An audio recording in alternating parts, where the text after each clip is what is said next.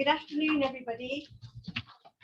It gives me great pleasure to be chairing this session with my friend Lambert and Lucinda from, where are you, Lucinda? In Windsor, Connecticut. Okay, from Connecticut. And I'm actually really looking forward to this session, not least because Tony and I have also been doing a project with nurses of colour in the United Kingdom and the challenges that they face in getting decent jobs in the nursing profession. So I don't really think they need any more introduction. So take it away, Joe. Thanks, everybody, for coming out. You know, this is one of the last presentations of the first day. And if you're like me, you're a little bit worn out because there's been so much brilliance going on for the last 3 hours. I'm very, very, very honored to present this project today. It's called the Reckoning with Racism in Nursing Project. And I'm super honored to have Lucinda Canty, who frankly is one of the leaders in the fight for social justice in the healthcare profession, specifically in the nursing profession. And is somebody that's worked, you know, one as a professional nurse, but as a nurse educator for years. And so, Lucinda, you and I are, you know, in two different worlds. You're still in the United States. It's a little past noon there. I'm here in the UK. I wanted to start with just you giving us the background of why you and your colleagues, the other nurses that have been part of this work, decided, or, you know, what led you to feel like you needed to do a project that would be in a reckoning with racism in nursing. So go ahead. Okay, so it started out in October 2020. I should say September 2020 is when we did an overdue reckoning on addressing racism in nursing. And from September to October, we had a 5-week session where nurses of color just told their stories. Nurses who were new graduates, who worked for years, and who worked in academia or research. We all had similar stories. So over the 5 weeks, we kind of just told what we went through and how we survived that. For myself, you know, being a Black African-American, you know, nurse with 30 years experience, I never heard in my educational programs any of these stories. I rarely saw nurses of color in any type of representation, whether I heard of Florence Nightingale, but I didn't hear about Harriet Tubman or Mary Sicoli. But what, for me, it was, and I'll use Miss Frankie Manning, who is in her 80s. She's practiced nursing 60 years. When she first started practicing, we had what was called colored wards because of segregation. And I heard of that, but I never knew it was something that was real. So I said, here are nurses of color who I've never heard of before telling these rich stories. You know, how do we capture that? And at the time, I didn't know how the project would look, but I knew there was some way that we had to get these stories out. So there were a group of nurses, there were 6 of us who attended these sessions, 4 Black nurses and 2 white nurses. And we just came together and said, how could we put this together? And this is where Story Center and Seedworks kind of took the lead with shaping it. But my goal was to have our contributions seen, because there was also like, there were stories that Ms. Manning told that I experienced, that new graduates are experiencing. So over 60 years, we keep hearing the same stories of racism. But I'm like, well, how, and it's the same story. Like you could, if Ms. Manning told her story, and then you could, a student or a new graduate could say, oh, I experienced that too. And that was unreal to me. So how do we break that cycle? How do we disrupt that? So that's what I wanted for us for students who were nursing students, those who wanted to become nurses, even those practicing. Because I have to tell you, for myself, I felt very alone in a lot of my experiences. I felt I was the only one. And Overdue Reckoning opened that up. And then the Reckoning Project really pulled all these pieces together. So that was kind of what started us with this project. Yeah, and so the part of the idea was that at some point it was decided that the format should be you and your fellow committee members interviewing other nurses of color from around the country about their experiences. So one is, how did you assemble the list of storytellers, and how did you approach how you would interview them or create a conversation with them? Yes, and that was a challenge because we were in the middle of a pandemic. So we didn't know how it would work. We had ideas about Zoom. We had ideas about having equipment shipped, like professional equipment shipped. But even myself, I was like, I don't know what to do with professional equipment. So we had a production team that came into place, and you being on that team that really helped us, kind of make the screens look good, make sure the lighting was good, make sure there were no kind of distractions. And the challenge was to get nurses to tell their story. Because when it comes to racism, and I can even tell you from a personal experience, but also talking to the participants, it's something that when you experience, you don't want to talk about it because it really puts you in a vulnerable situation. So we really wanted people to trust us. And for us to open up, we need to know that we're going to be safe because we reveal some very sensitive things that happen in our past. And some things we haven't really even dealt with yet. We haven't even addressed. So we really want to set the scene for that. And that was one of the reasons why this project was important to me, because I know what it feels like to expose your, something that's put you in a very, again, vulnerable situation that caused harm to you. And to say it, and you want to make sure that person on the other end takes it, respects it, and handles it with care. So I didn't want anyone to be harmed in this process. And we all agreed. We made sure that the storytellers knew from the beginning to the end, you're going to be a part of this process. We're not moving forward until we have your approval. And that was important to a lot of people because they weren't used to that. They're used to telling their stories and they don't see it anymore. So that was important to them and they respected that. But I have to tell you through Zoom, and this is what I was worried about, is that you want to feel safe when you're speaking. And I felt that we developed a relationship during this process, and this includes the production person, where the person telling their story felt like, okay, this is Joe, this is Johnny, I just met them, but I feel good vibes, even through, this technology that we had. So it really, when you hear the stories, you really see how people just opened up and just told their truths. So that was important to me. And I have to tell you, from the participants who communicated with me, they felt good in this process. Even talking about something so painful, they still felt safe, they felt respected, and they felt liberated to tell their story. It was obviously a huge honor for us to be able to work on this project in a technical support place. And what struck me about all of these conversations is that the two parties had a lot of the experience. And so there was a playing back and forth between you as an interviewer or one of the other committee members and the people that were talking. Did it feel like an organizing effort in which each of you were getting a little stronger through this process, or perhaps it helping with your ability to stand up around some of these issues? Yes. One, I have to say that it's starting out, I was like, how am I going to interview someone? How am I going to get them to open up? So I was terrified because even though as a nurse, we're used to interviewing patients and getting information, it was different with a colleague. So I wanted to make sure that the way I asked the questions, they understood. And I have to say, even through the process, just asking the questions and answering and them getting it, and I'm getting and understanding what they're saying, there was a strength in that. But it also helped me to look at their stories in the way that they said it. So if they were saying something, I would say, I kind of remember that. Or they would say a way that they felt, and I would say, I remember those feelings. But I have to say the most important part of this process was, I think I can say this for all of us, is there was a strength in realizing that we weren't alone, realizing that we understood each other, realizing that I can tell someone what happened and them not saying, oh, are you sure that happened? I didn't see it that way. It was like you weren't questioned or challenged, because when that happens, you feel like someone's erasing who you are. So I think that gave all of us strength. And I have to tell you, for the participants, they reach out to me and said, because of this project, I'm going to talk about racism at a conference. There was one who was one of my interviewees who was a PhD student. And she said, in class, I used to be silent, but I'm not silent anymore.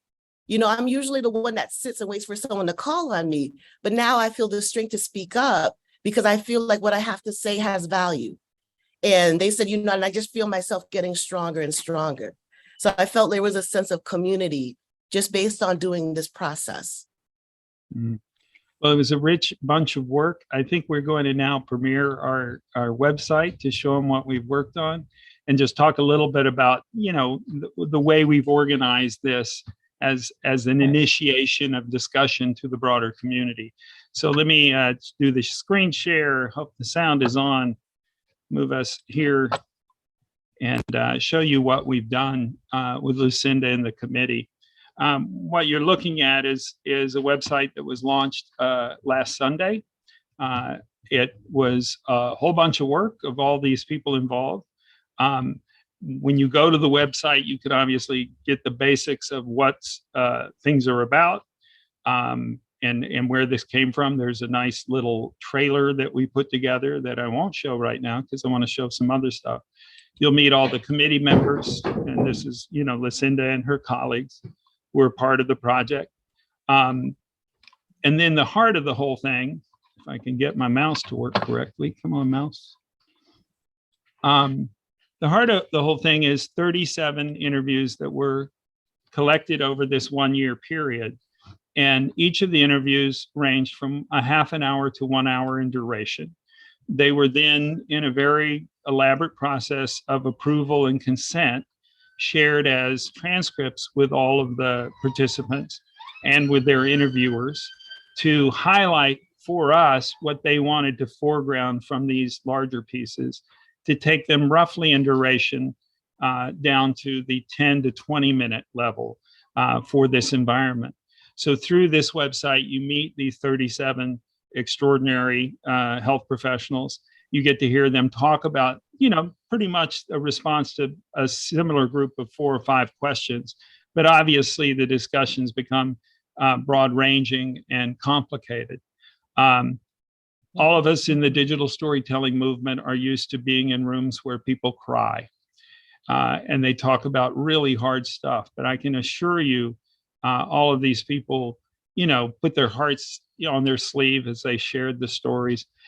Lucinda, I'm sort of curious your thoughts about just what the emotional impact of this was for you as a listener and as somebody that obviously was also interviewed yourself, but as somebody listening to story after story like this. What was it like for you? Yes, and it was hard because it's like you're listening to these stories, and as they're telling it, I'm seeing things that happened to me that I haven't processed yet, things that I suppressed, even things that happened like 10 years ago. Somebody was saying something about how something happened when they were a new nurse. And I remember that and I felt it. And even at the time, I didn't even recognize it as racism. So it was, I'm looking at myself saying, I experienced that too. And I didn't think about it that way. Even though I felt a certain way, I didn't even have the skills at that time to process it. And also through the process, there were things that came up that I realized were painful to me that I didn't even heal from. So this was also a healing process for me, because I was for me to move forward, I have to think about my own experiences and address them and bring them to light and make sure that, I acknowledge that they're real and it really happened. So even listening to one story, and I can just give you an example, there was an interviewee that we spoke to, and every time I see her story, something different comes up, different emotions come up. And it's just amazing. And I think if you share one of the stories that people will hopefully see, what we're talking about. But it's I watched the video, some emotions came up, maybe I even cried, I became emotional. And then, I say, okay, I'm going to watch it again. I'm going to be fine. I'm strong. And then I watch it, and then those same emotions come up. So, and I know, and I think that's kind of what we wanted. We wanted people to feel, because I think it's easy to read words on a page or look at a picture. But when you hear the words coming from someone's mouth, and this is why storytelling is so important, it does something different to you. And I feel like that's the emotion that I received during the interview process and even after watching the videos. Well, let's do this. Let's show one of our documentary processes. We when you're back on the site here, you'll see that there a tab called thematic explorations. We'll talk about this after we do a little presenting, but one of the focus of this was to have these become part of nursing education and advocacy work in the health profession. We knew that these longer interviews aren't necessarily the form that everybody wants to listen to. Sometimes they need them kind of a little more focused. So the committee invited us to come up with some edits that would show this. Lucinda, it's safe to say when we've shown these in the past, they've been very powerful and triggering. And so we're going to say out loud, be aware that some of the things that are talked about here are very difficult and very intense experiences. I'm going to show the patient race bias one. Unless you feel the nursing education or caring against the grain would be better. Oh, no. Is that? No, that's a good one. That's a good one. Okay, so we'll show how this works. God willing, the site works, right? Here we go. Actually, I think I'll get a better. The majority of us have experienced it within the first 6 months of our nursing careers. I had patients tell me I had to go through the back door. I couldn't bring my shoes in their house. I have had a lot of racism in my career. I grew up in this black and white world, so it wasn't like it was foreign to me. Most of us went into nursing because we were passionate about taking care of people. It is the biggest secret in medicine that it's a Jim Crow practice that still exists. The patient's asking you to wait for the nurse to come, even though you were the nurse in the space. I was feeling awkward and I was like, should I talk to my charge nurse? Why was there so much indecision? Like, am I setting myself up for something unsafe? And this was my first patient that displayed overt racism. I started my career in labor and delivery. One of my skills was to start IVs. So they found out I could start IVs, and the nurses in Delaware couldn't start them at the time. I was supposed to go into a room and start an IV, something that I did really, really well as a nursing student. When I came into the room, his family just looked at me and they were like, I think you want to get another patient. This was Dover, Delaware, right below the Mason-Dixie line. And I thought I was going where white people really understood Black people, but I found out pretty quickly that they didn't. Caring for this family, and they're laboring and they're having this first baby, struggling to bring this baby into this world, and I'm monitoring and my shift in. No good nurse walks out when you're this close to a delivery. So I stay. When I went into the room, he sent me out. He said he didn't want an N-word to take care of him. He started telling me, well, you seem intelligent for a Black girl. I think that I probably would have liked Black people if I'd met more Black people like you. I was called one day to do an IV on a patient, and the patient, when I walked in the patient's room, he said, I do not want that nigger to touch me. And I had a conversation with him, and he still kept throwing the N-word around. And then he said that he had a fear that I was going to give him N-word blood, and that he didn't want to turn into N-word. We delivered the baby, and the family is in the room. Baby is blue, and I'm administering the oxygen, waking him up, and he's to his mom's chest. It's like, that's an interesting take on it. Have you not encountered many Black people? And he was like, no, I encountered many Black people. My dad owned a construction company. And so he began to tell me all these horrible things that he did to all the Black workers there. I had always grown to respect patients' wishes. So I walked out of the room with the nurse. He said, well, I'll call Dr. Baker. It almost felt like it was a deathbed confession. Grandma comes over and she starts to sing this baby its first nursery rhyme. Talked to my clinical instructor, and she said, this is part of the process. In one sense, that's true. In another sense, I don't ever think a nurse needs to take any type of abuse. Eeny, meeny, miny, mo. Catch a nigger by his toe. And I just remember going, oh!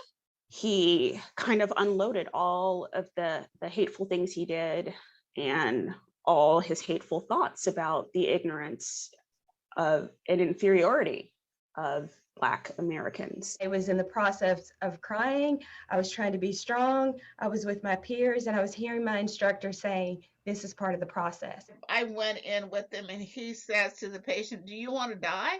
And the patient said, no. He says, well, if you don't want to die, this is the only person here who can start your IV. And either she starts it or you die.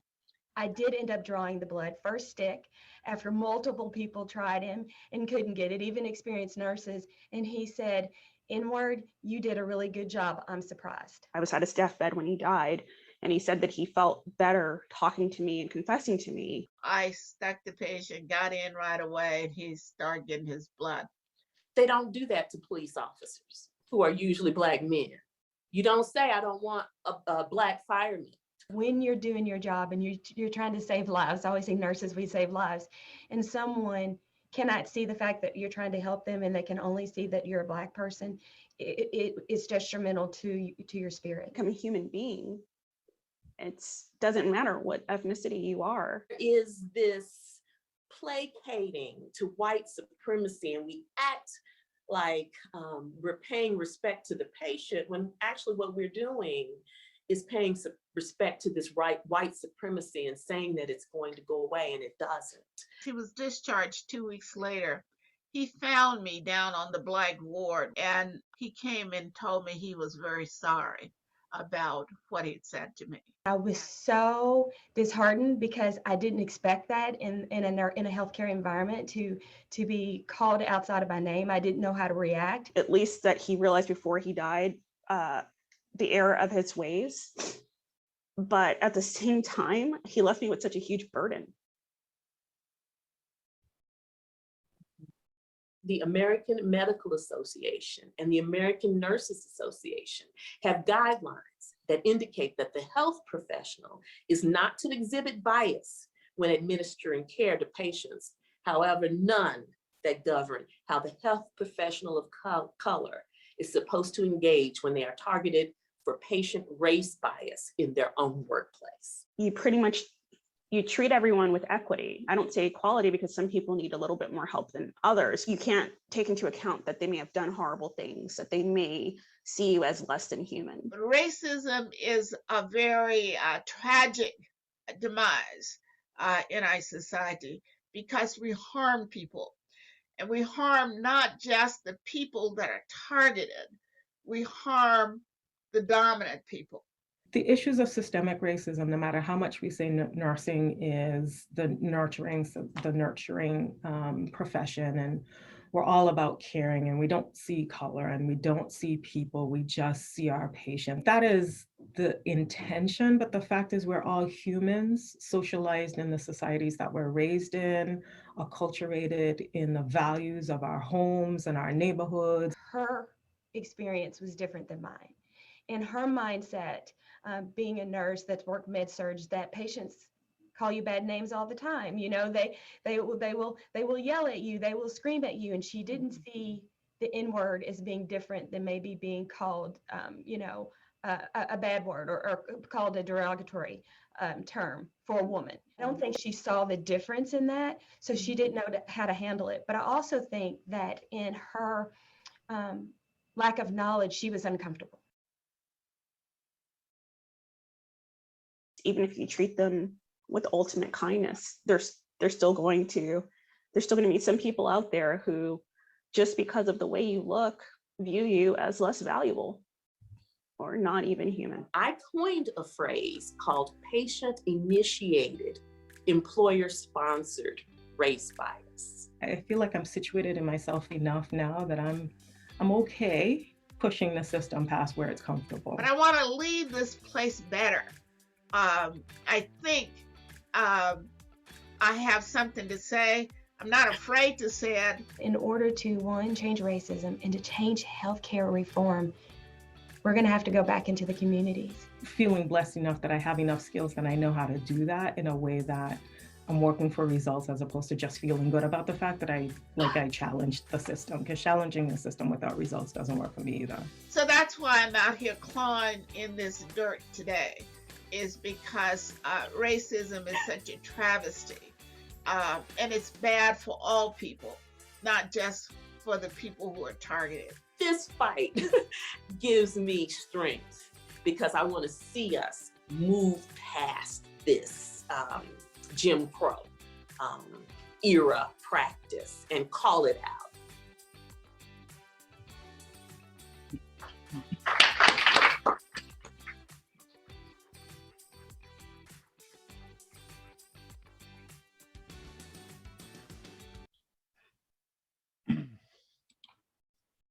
You know, Lucinda, I'll come back to you every time I watch one of these. There's a part of me that my heart is broken, and I'm a white guy, and it affects me really profoundly. But I can't imagine how it affects your colleagues to just see this sort of presented as, yeah, this is what we experience. Can you just talk about how you're hoping this is going to lead to change in your community? Well, I'm hoping that it'll just help people be comfortable in having a conversation about racism. Because what I've known in being in these spaces and talking about, these experiences is people don't know how it shows up. And these videos show how it shows up, because you can't imagine a nurse going in the room and the patient saying the N-word to you. You just can't picture that. But to hear someone that's gone through it, or the nursery rhyme, and I've seen that. I did that interview and I've seen it, and I get chills every time I hear that nursery rhyme.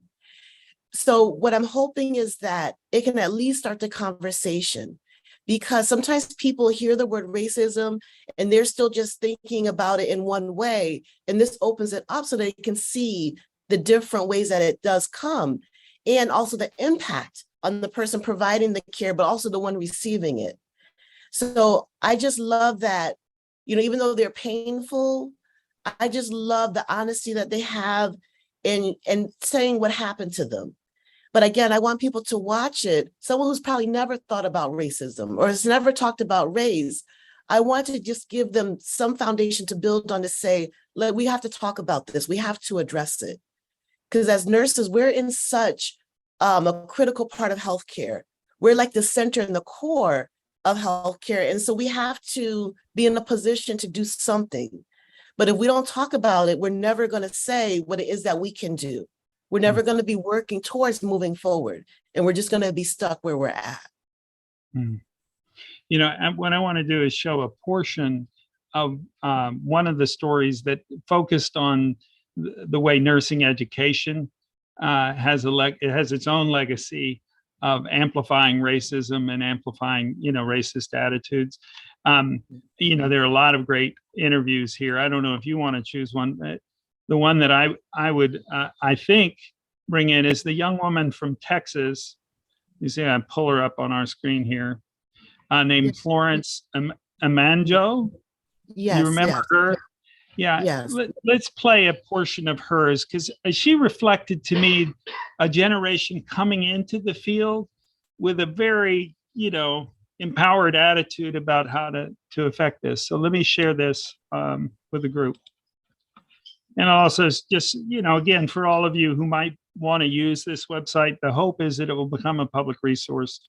And, when you click on one of these pictures, you come into the person's collection. It'll usually have some topics that are addressed and a little bit of a bio about the person. You're also able to view a transcript, of the words spoken inside this piece. Again, the emphasis was everything in here was reviewed by every participant and approved by them. So here's Florence's piece.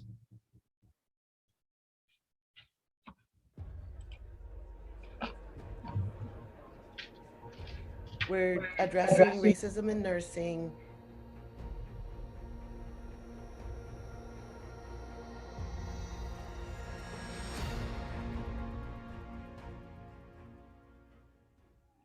My name is Florence. I identify as Black or African American. I use the terms interchangeably because, I assumed they were the same terms, but lately with me studying more on a topic that surrounds Black and African American, I keep getting people saying you need to really, identify the terms because, sometimes some people don't want to be referred as Black, some people don't want to be referred as African American. And just depends on where they're from or their heritage. But for me, honestly, I could be identified as both.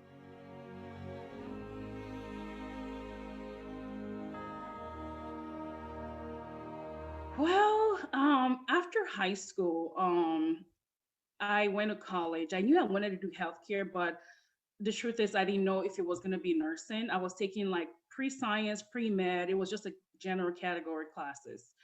But my brother and my sister, they're both nurse practitioners. So they were in nursing school ahead of me. They had graduated ahead of me.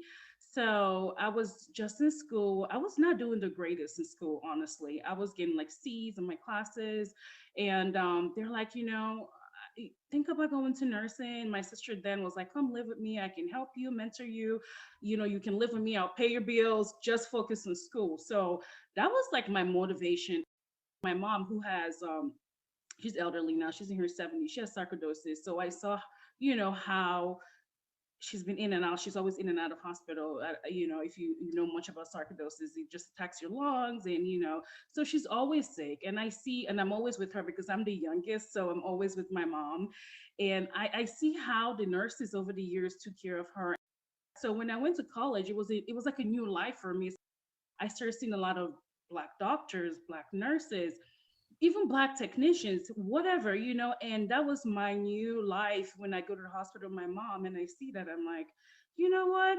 This is where I need to be doing. This is what I want to be. I want to be that. I want to look, and when people see you, they just automatically respect you, when they see you're educated or you have a degree or you're in healthcare. And patients also draw to you. I think it's what I noticed the most, because when they see a Black nurse, they get excited.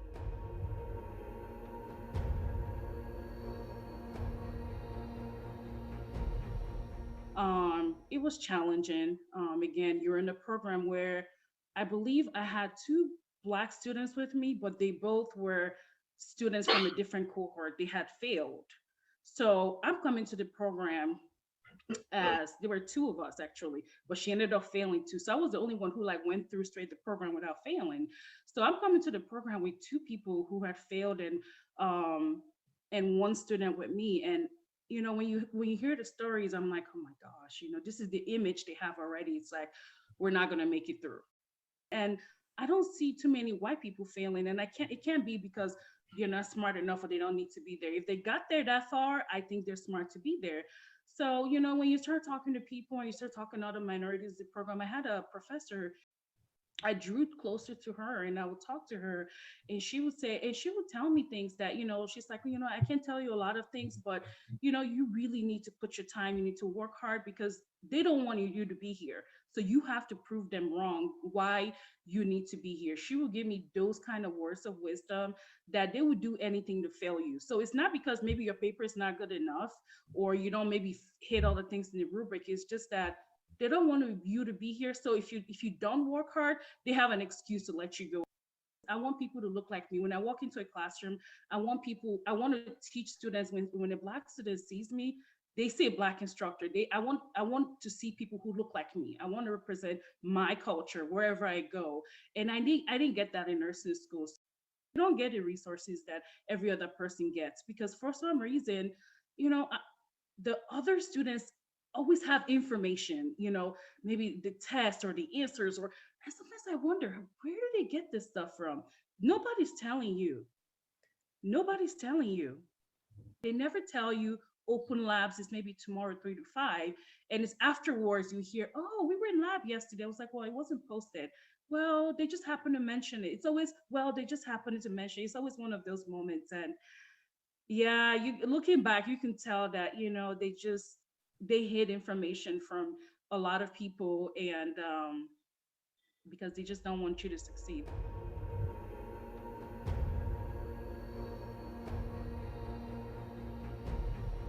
And I went back to school for my master's. Oh, I had this big idea as a nurse manager, I can bring change to the world, I can change things, and I was wrong.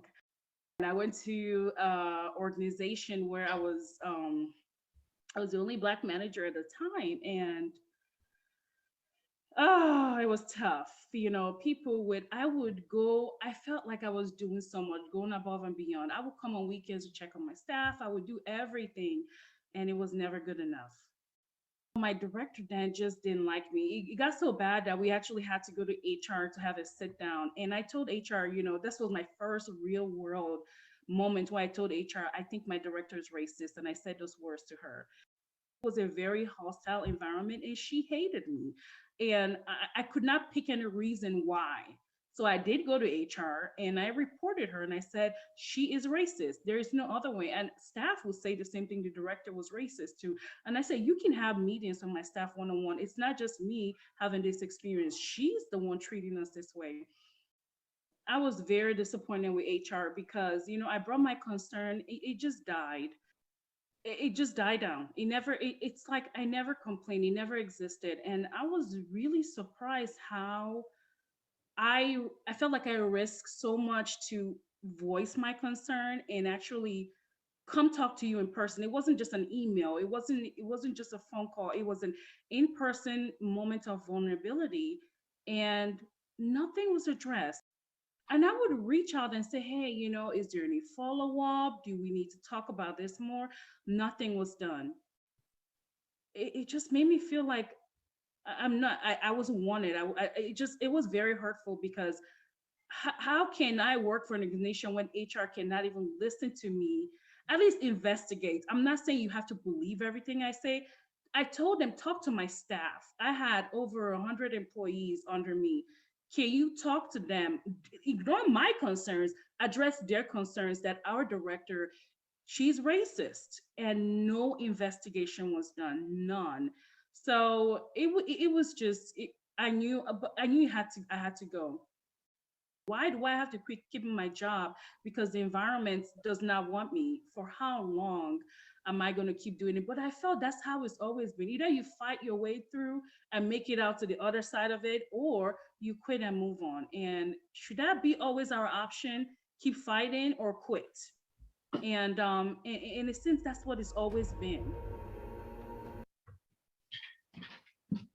I'm going to get back to you, Lucinda, just because you came into this as a nurse educator. Not a small number of the people that were involved are people who are maybe the first, you know, instructor or the first, you know, professor, or sometimes now we have a dean that we had that came through this process.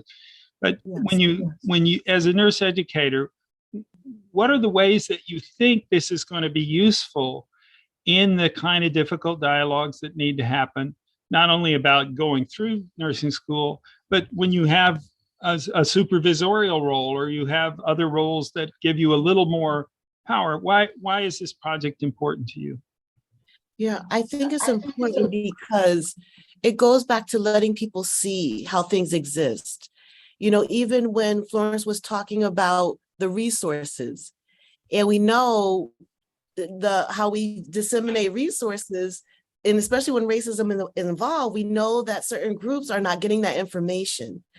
So what I'm hoping is that there is an administrator, there's a nursing educator who says, you know, I look at this study table and this is only a small select group are able to attend. Let me open it up and make changes so that everyone has access to it.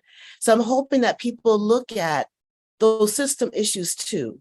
We can deal with the interpersonal.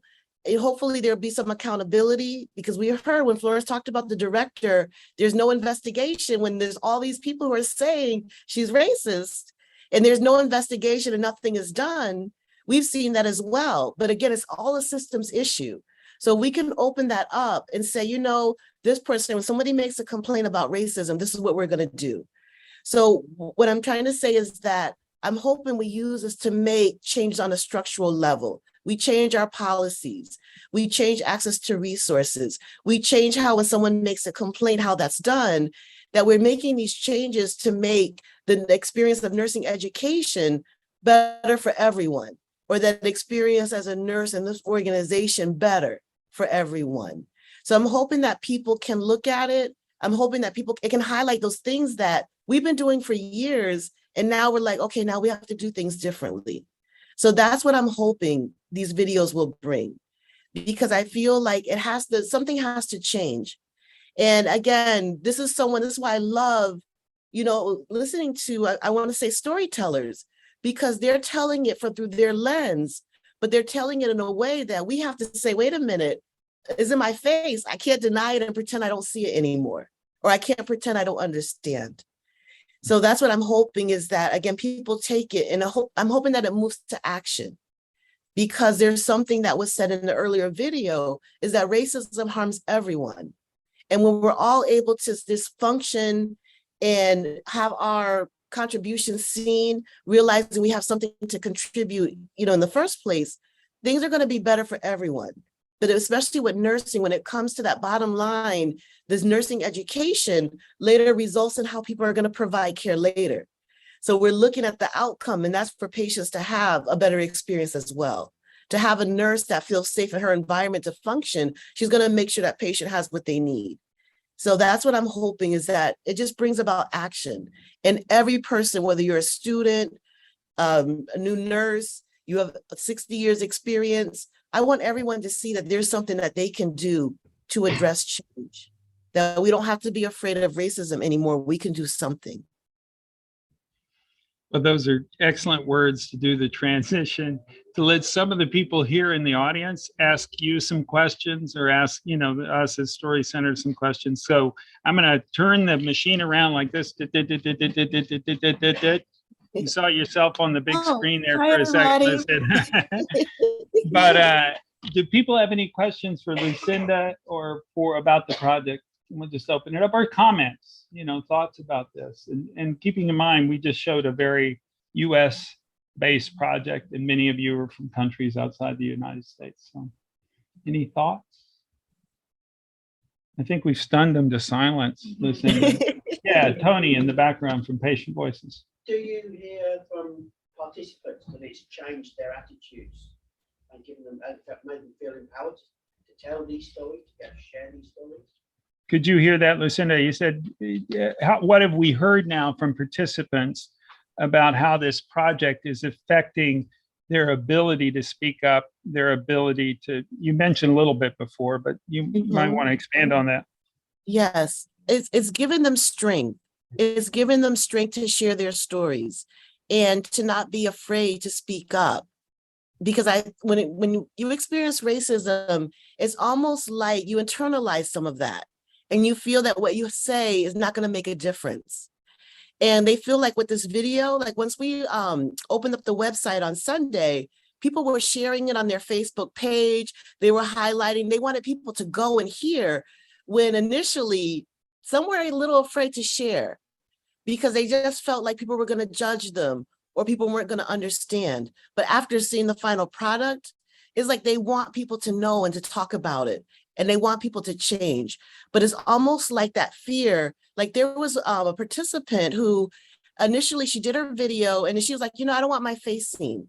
And then as she started to see that, when she saw that final product, she was like, she wanted her face seen. And again, we gave everyone that right at any moment to back out. And she said, I want, she went from not wanting her face to wanting her face there, wanting it. We did a project where we showed her video to a group. She was very happy and proud of that. And then now, she was like, when is the website going to open? Can I share with everybody? So it was like that. I could see that progression of her confidence, also feeling how important what she did was, and making sure that it gets out. And others, again, have, there's others who want to bring it to larger organizations. They're already in the process of doing that. Someone who wants to share it with their class. I actually have someone who sent me an email earlier. Actually, she said it on Twitter. She was like, I'm incorporating this into my RN to BSN program. I'm incorporating this into my class that I teach for my DNP students.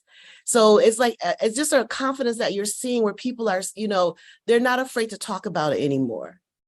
And I love that. I love that. Let's have other questions. Yes. Are there plans to creating a guiding curriculum in case this goes to a program for training, for example? Is there a guide to? Or are there Yeah. plans to developing a guiding curriculum? Are there plans? Do you hearing it? Yeah. Is there a plan to Yes. create a guiding curriculum? Go ahead.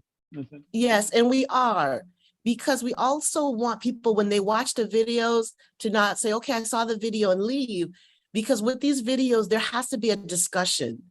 We have to talk about and break down the pieces that happen, because one thing that we've seen with racism is that a lot of times I'm in spaces where even somebody wants to talk about a racist incident and it's everybody else, not realizing we're all part of the system, because this wouldn't progress over 400 years if we weren't all playing a role in, allowing it to continue and being complacent in some ways.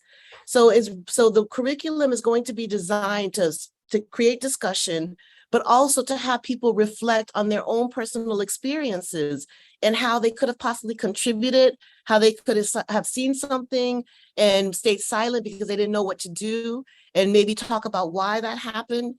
But we're working on the curriculum now, because we just want, again, not just to watch it and then you just go home, to watch it, you talk about it, you say things out loud that maybe you wouldn't have said or you don't know how to say. So we need something to kind of guide that. And then we want people to leave saying, okay, what are the next steps? So we are working on the curriculum. That's a project. That's our next steps in this process. And I'll just add that there were discussions at a fall conference that was done out of UMass Amherst, where a number of nurse educators came, and we're already thinking about, these specific approaches. And it seemed a little, I know, speaking for myself, Lucinda, it seemed like we wanted the community to have access to these stories as part of the discussion about how to build a curriculum, that it wasn't just the committee that could do that, but many of the other participants could be part of that. Yes. Yes, and I do want to say there are participants who want to move forward and have like they want to do like a think tank where we sit and we network and then we design whatever our next steps. So they do want to be a part of that process. I did. Yeah. Hi, Lucinda. Can you talk a little bit about the production and the editing and how you did that and the decision? Yeah.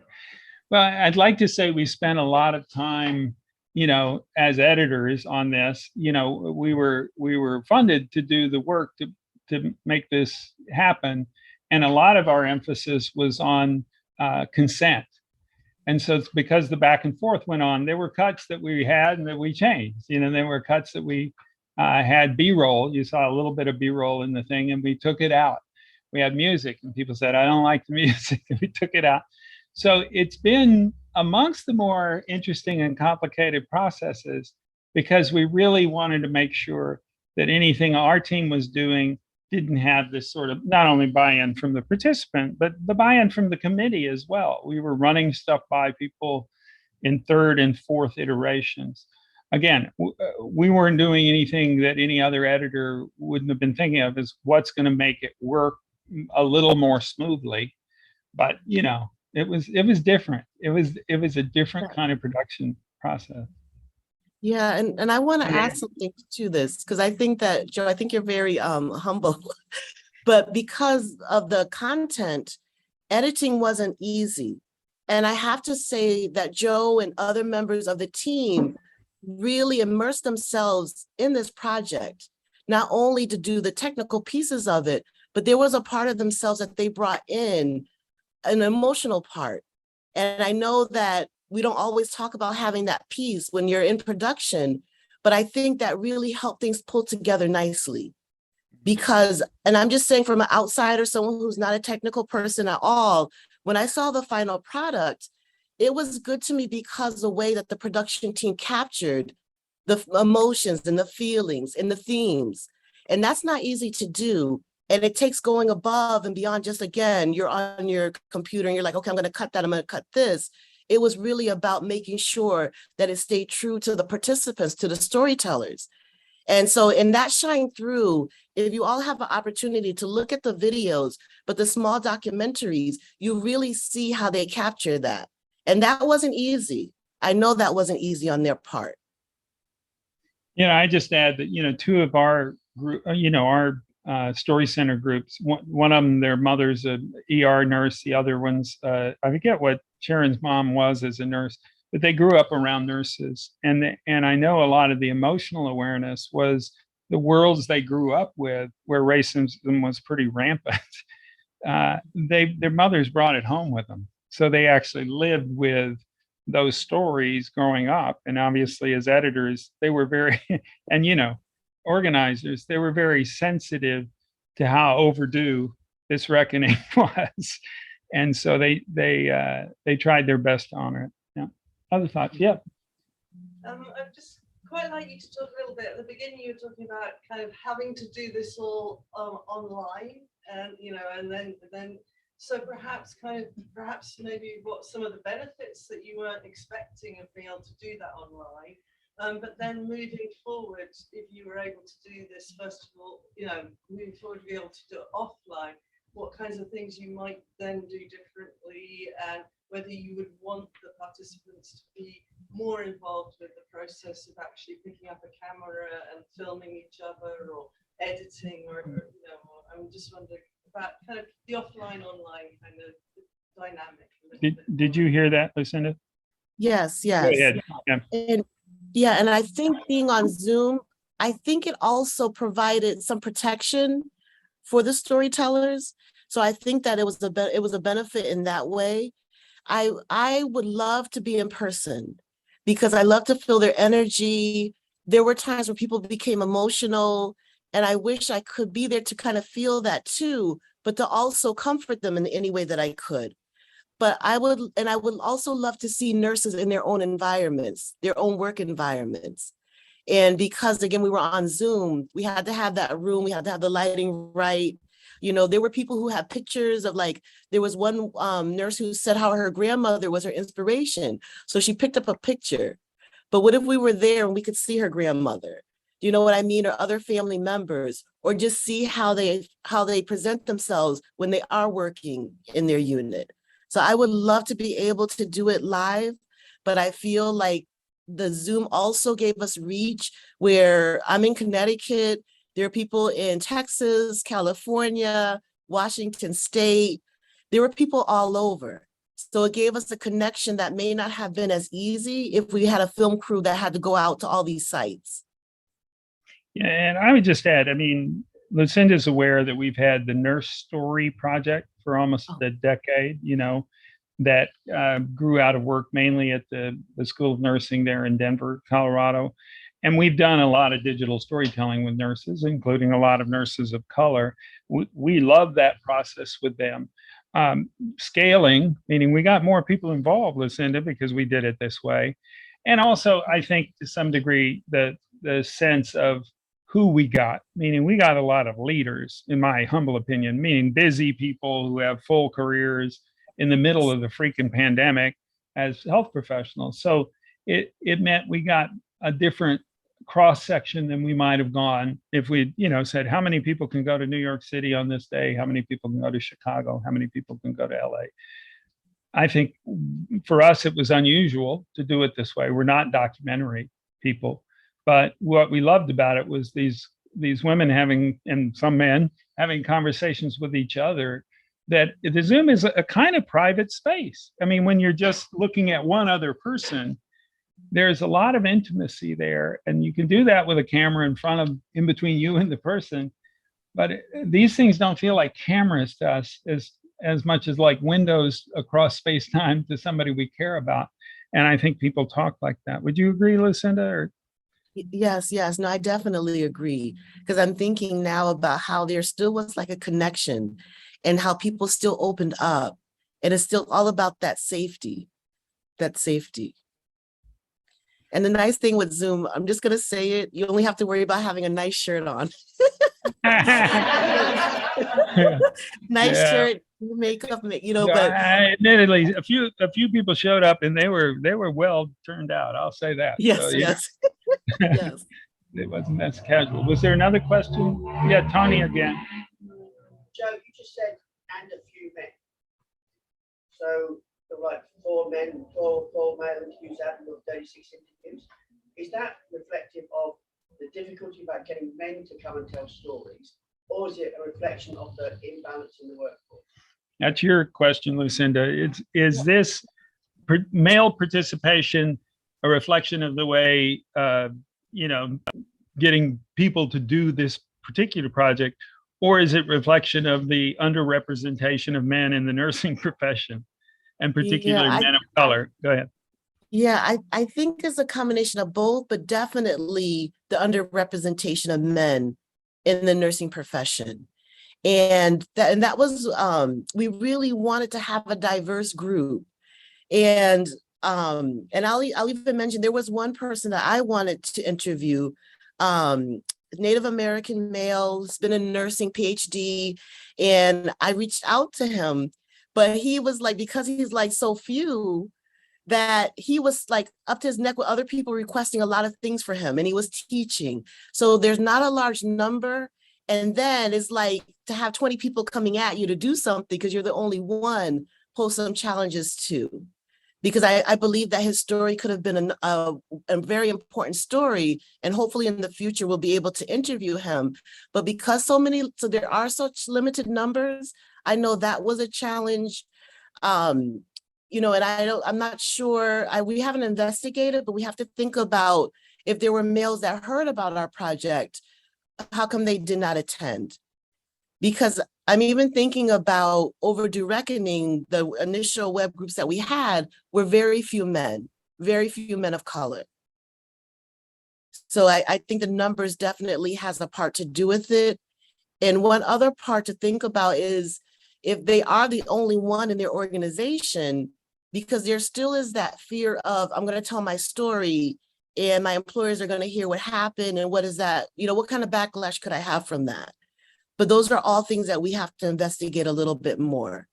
But I definitely would have loved to hear more stories from males, because I know, especially in nursing education, there's a lot of challenges, because a lot of times there's so few of them.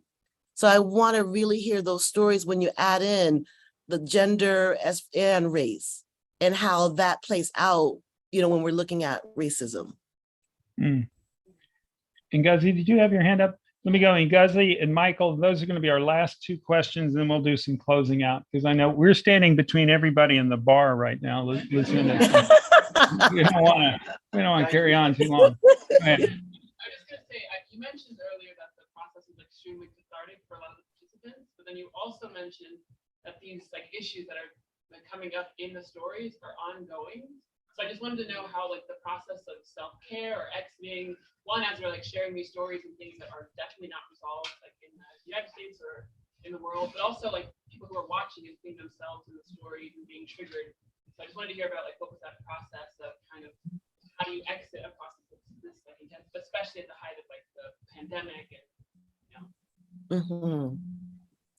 And it was challenging, you know, for myself, because, you know, I was still in the midst of living things. You know, I was still in the midst of figuring things out and trying to even analyze my own experiences. Because when I heard someone share something that related to something that happened to me, it was very heavy. But I have to tell you, this process, and that's why self-care is so important. Through this process, I had to debrief after every interview. I had to even try to find things that could just take my mind, where I did mindfulness.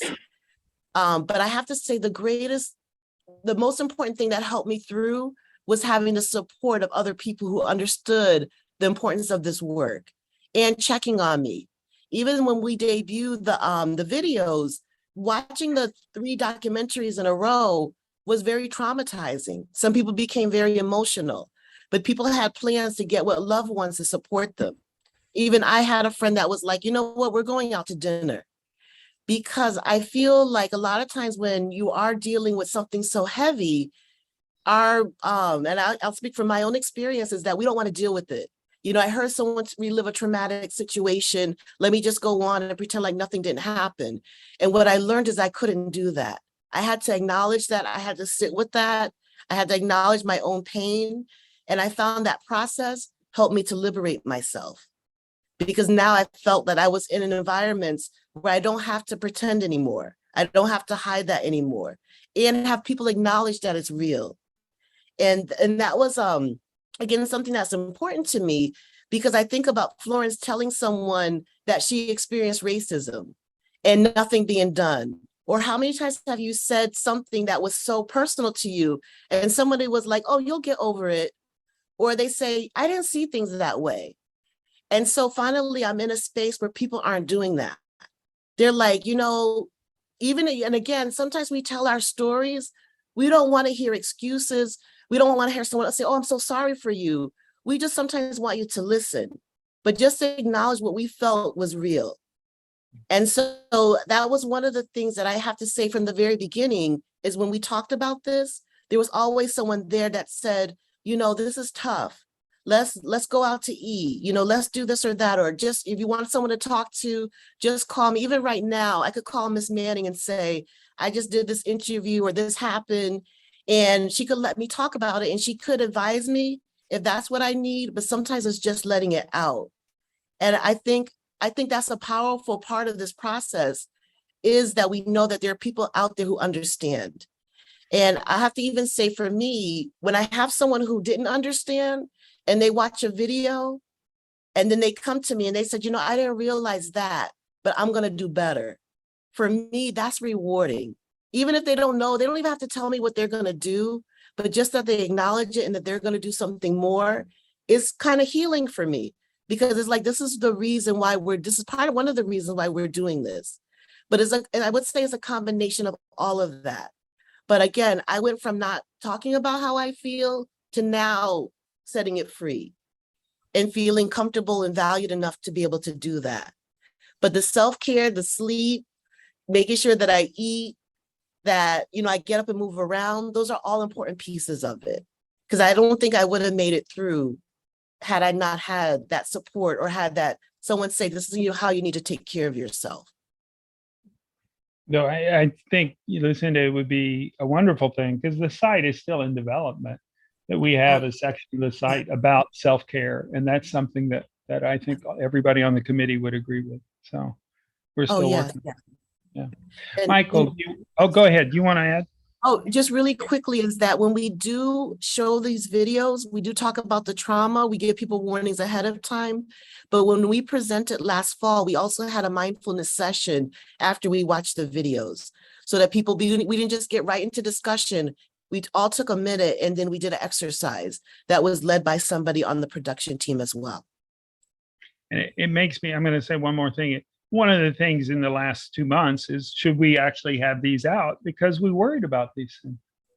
And the feeling was that stories needed to be out a little more than we could do everything we could to keep those triggering moments from happening. But I think we can do more as it's now out in the world to help that. So thank you for that question, Ngozi. Michael, last question. Thank you.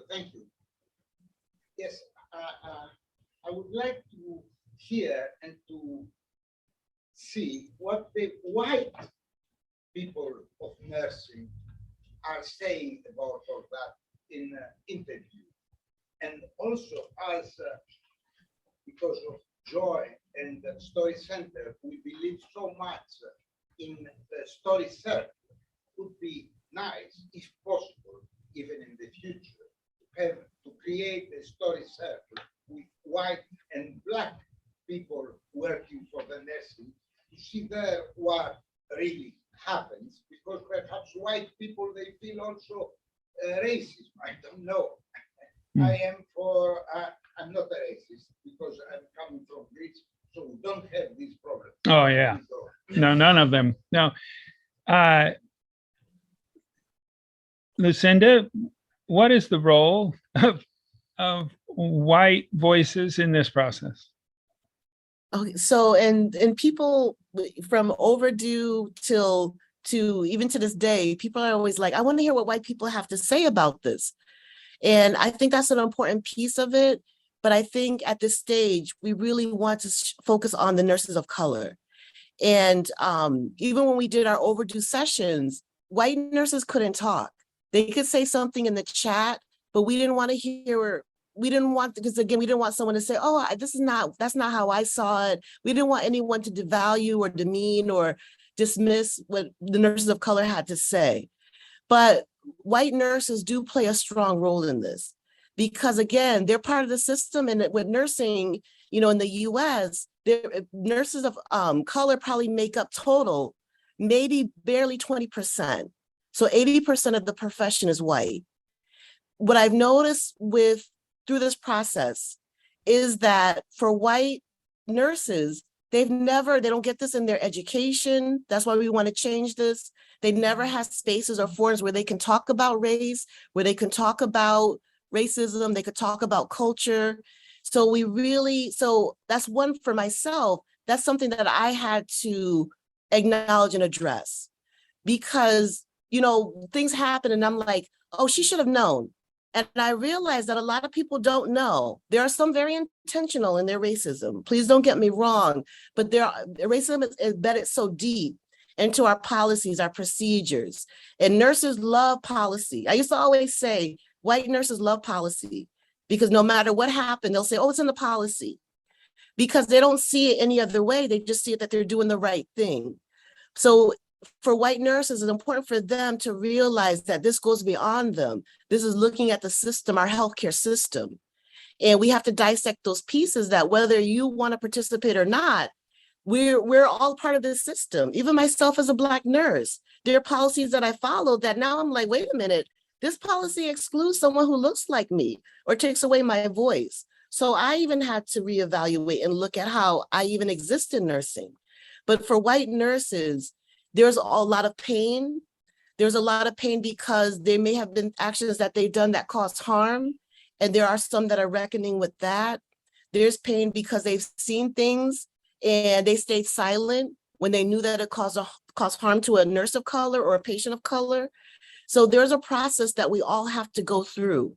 For white nurses, is for them to understand how racism exists, how they participate again, whether they want to, whether it's unconscious or not, but also just being not afraid. Because when I'm in spaces and people know we're going to talk about racism, they're like, don't look at me in my eyes. Don't look at me. Even on Zoom, I can see them. Don't look at me because I don't want to be labeled a racist. But they have to realize it goes beyond them as an individual person. But for us to make change, we all have to be a part of this process. So we all have to acknowledge that it exists, and we all have to develop interventions. We all have to work together. My only thing that I would say to white nurses is you cannot do it without incorporating the voices of nurses of color, because you need someone who this is their lived experience to help to guide you. A lot of times we get nervous with having people guide us. And also because of our own implicit bias, we may not value what nurses of color have to say. But if you're sincere about being anti-racist, you're going to have to listen and have us be a part of the solutions moving forward. You can't do it without us, but we do have to do this together. Okay, I hope that answers the question. Okay. I think it did. Lucinda, your passion comes thousands of miles across the water into this room, and we felt every word you said. And once again, thank you for giving up a little bit of your Monday to be with us today, and thank you for your continued work. And we'll talk to you in a bit. Thank you for having me.